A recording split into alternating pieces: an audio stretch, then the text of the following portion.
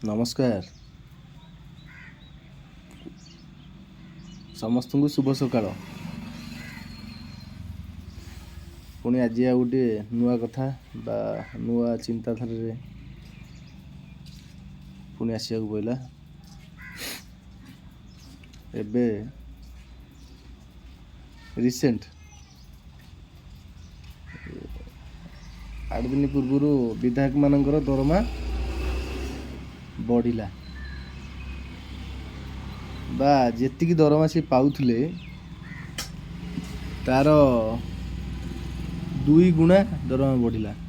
ଠିକ୍ ଅଛି, ଦରମା ବଢ଼ୁ, ସେମାନେ ବି ନିର୍ବାଚନ ମଣ୍ଡଳୀରେ ବୁଲୁଛନ୍ତି ଆଉ ବହୁତ ମଧ୍ୟ ଖର୍ଚ୍ଚ ଅଛି ନିର୍ବାଚନ ମଣ୍ଡଳୀ ବୁଲିବା ଦ୍ୱାରା।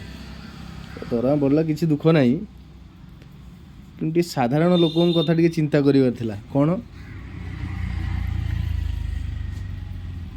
ସାଧାରଣ ଲୋକଙ୍କ କଥା ଏହା ଚିନ୍ତା କରିବାର ଥିଲା ଯେ ସାମାନ୍ୟ ମଧୁବାବୁ ପେନ୍ସନ୍ ହଉ ବା ବିଧବା ଭତ୍ତାଟିଏ ହଉ ବା ବିକଳାଙ୍ଗ ଭତ୍ତାଟିଏ ହଉ, ଆଜିକା ସମୟରେ କେଉଁଠି କ'ଣ ଚାଲିଛି ମୁଁ କହିପାରିବିନି, କିନ୍ତୁ ଆମ ଖୋର୍ଦ୍ଧା ଜିଲ୍ଲା ବେଗୁନିଆ ବ୍ଲକରେ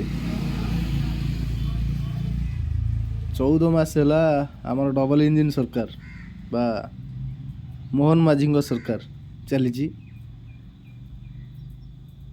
ଏବେ ଗୋଟେ ବିଧବା ଭତ୍ତାଟିଏ କରିବାକୁ ହେଲେ ପ୍ରାୟତଃ 6 ମାସରୁ ବର୍ଷେ ବା ତାଠୁ ଅଧିକ ସମୟ ବି ଲାଗୁଛି। ମାନେ ଆମେ ନିଜେ ଉପଲବ୍ଧି କଲୁଣି ଏବେ। ମାନେ ବିଧବା ଭତ୍ତା ପାଇଁ ମୋ ଜାଣନ୍ତ ଭିତରେ 2 ଜଣ ଏପର୍ଯ୍ୟନ୍ତ ସୁଦ୍ଧା ବି ତାଙ୍କର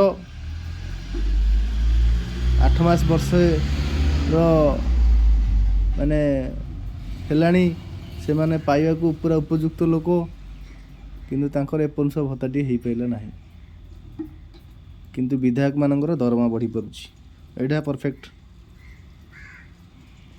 ବାକି ଗଲା ଦ୍ୱିତୀୟ କଥା ହେଲା, ଯଦି ବିଧାୟକମାନଙ୍କର ଦରମା ବଢ଼ିପାରୁଛି ତାହେଲେ ଯେଉଁ ମଧୁବାବୁ ପେନ୍ସନ୍ ଗଭର୍ଣ୍ଣମେଣ୍ଟ ଡିକ୍ଲେୟାର କରିଛନ୍ତି 60 ବର୍ଷରୁ ଉର୍ଦ୍ଧ୍ୱ, ତାହେଲେ ଯେଉଁମାନଙ୍କୁ 60 ବର୍ଷରୁ ଉର୍ଦ୍ଧ୍ୱ ହେଉଛି ସାଙ୍ଗେ ସାଙ୍ଗେ ଦିଆଯାଉ।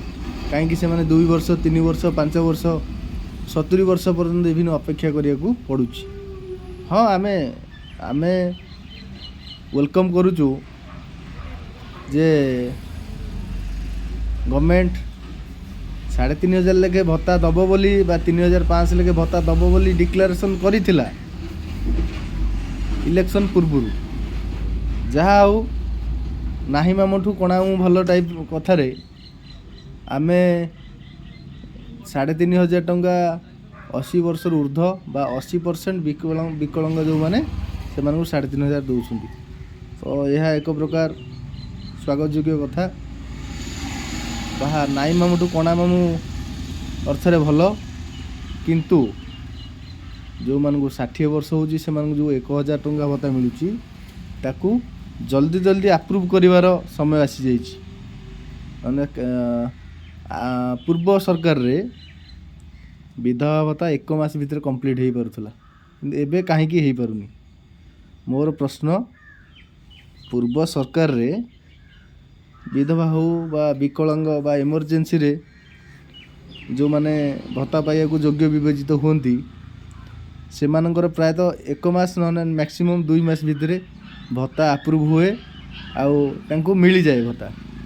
କିନ୍ତୁ ଏବେ ନୂଆ ଗଭର୍ଣ୍ଣମେଣ୍ଟ ଡବଲ ଇଞ୍ଜିନ୍ର ସରକାର, ମୋହନ ସରକାର, ତ ଏବେ ବର୍ଷ 6 ମାସ 8 ମାସ ବର୍ଷେ କାହିଁକି ଏମର୍ଜେନ୍ସି ଯେଉଁମାନେ ଭତ୍ତା ପାଇବାକୁ ପୁରା ଯୋଗ୍ୟ ହକଦାର ଲୋକ ବା ଗୋଟେ ବିଧବା ଭତ୍ତାଟି ହେଉ ବା ବିକଳାଙ୍ଗ ଅନସଡନ୍ ଗୋଟେ ଲୋକ ବିକଳାଙ୍ଗ ହେଲା, ତାର ବିକଳାଙ୍ଗ ଭତ୍ତାଟି ହେଉ, ଆକୁ ପାଇବାକୁ ହେଲେ 6 ମାସ ବର୍ଷେ ଅପେକ୍ଷା କରିବାକୁ ପଡ଼ୁଛି।